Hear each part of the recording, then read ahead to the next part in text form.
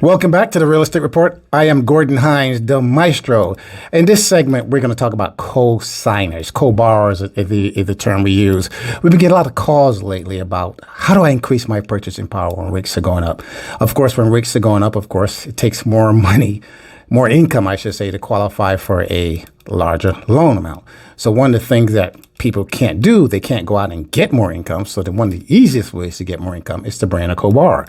What a co-borrower typically brings to the transaction, to the party, he or she brings in additional income to help you qualify. They're the transaction that we're doing right now, in which we had a mother and daughter purchasing the property, didn't have enough income, had good credit, had their down payment, but needed assistance to qualify for this property that they're purchasing, in which they had been renting for a long time. They're getting a really good deal from the seller, no realtor involved, so it's a really good deal. So they were able to go out and get a co-borrower.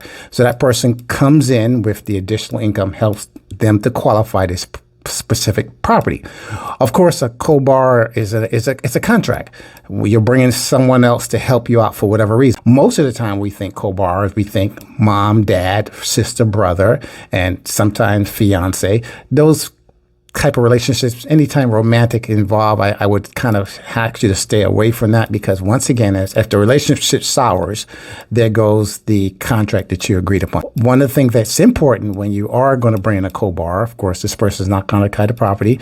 You do want to have some type of written agreement to go along with it, simply because things don't always end up as planned.